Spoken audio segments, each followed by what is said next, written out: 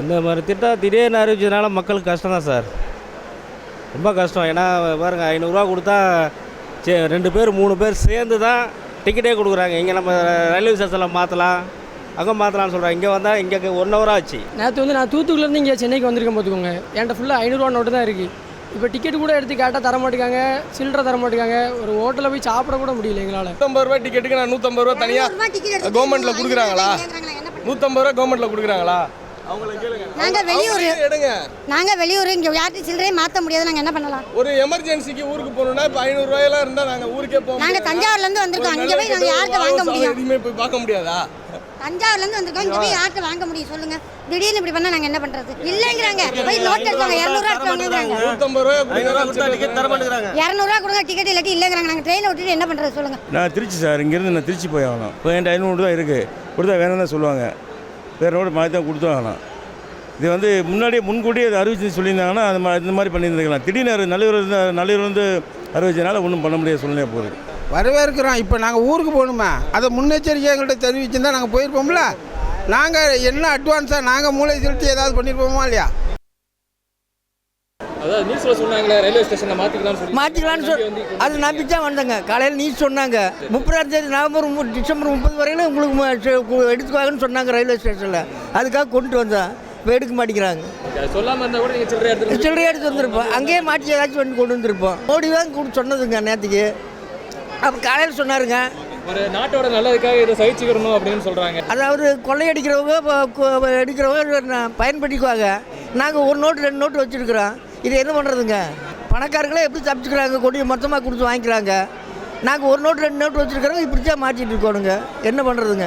2 நாளுக்கு அப்புறம் எப்படி சகஜமான சூழ்நிலை தான் வரப்போகுது. சரிங்க, வந்ததுன்னா இப்போ நாங்கள் இன்றைக்கி ஊருக்கு போகணுங்களேன். காலையில் 9 மணிலேருந்து நிற்கிறாங்க. இதை சில்லறை கொடுத்தா தான் நாங்கள் டீ சாப்பிட முடியும், போண்டா சாப்பிட முடியும், டிஃபன் பண்ண முடியும். என்னோட 2 வயசு குழந்தை இருக்குது. அவளுக்கு 1 டம்ளர் பால் வாங்கிறதுக்காக நான் வெயிட் பண்ணிகிட்ருக்கிறேன். ஆனால் எந்த கடையிலுமே சேஞ்ச் இல்லைன்றாங்க.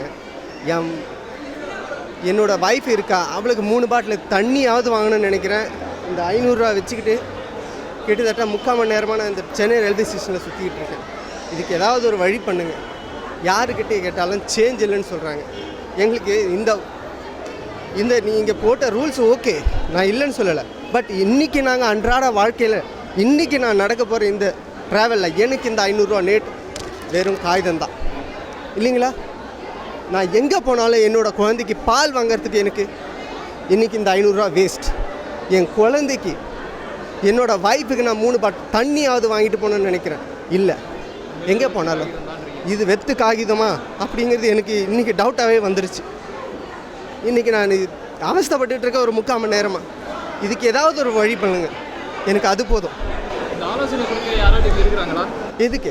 எங்கே போய் ஸ்டேஷனில் போய் நான் கவுண்டரில் கேட்டாக்க சேஞ்ச் இல்லைன்னு சொல்கிறாங்க சார். நான் இந்த பணத்தை நேற்று ஈவினிங் தான் ஏடிஎம்லேருந்து எடுத்தேன். அதுக்கு நான் எங்கே போகிறது? நான் ஏடிஎம்மில் எடுத்ததுக்கப்புறம் எனக்கு மெசேஜ் இது வருது. அப்போ நான் எவ்வளோ பேட் லக். நான் இந்த 500 ரூபாயை எங்கே போய் நான் சேஞ்ச் பண்ணுவேன்? இதுக்காக நான் வர வழியெல்லாம் போய் பார்த்துட்டு வரேன், இங்கே கிடைக்குமா? நான் 500 ரூபா நோட்டு 1000 ரூபா நோட்டு வாங்கவே மாட்டேன் அப்படின்னு சொல்கிறாங்க. என்னோட நிலைமையை பாருங்கள். என்ன விட்டுருங்க, கை குழந்தை முழுகாமல் இருக்க என் வைஃப், அவங்களுக்கு நான் என்ன பதில்? நீங்கள் இது எல்லாத்தையும் ஃபேஸ் பண்ணுற மாதிரி இப்போ முன்னாடி க்யூவில் பார்த்தீங்கன்னாக்க உங்களுக்கு தெரியும், எவ்வளோ க்யூவில் நிற்கிறாங்க. எல்லாருக்கிட்டையுமே சேஞ்ச் இல்லைன்னு தான் சொல்கிறாங்க. எல்லா கவுண்டர்லேயுமே சேஞ்ச் இல்லைன்னு தான் சொல்கிறாங்க.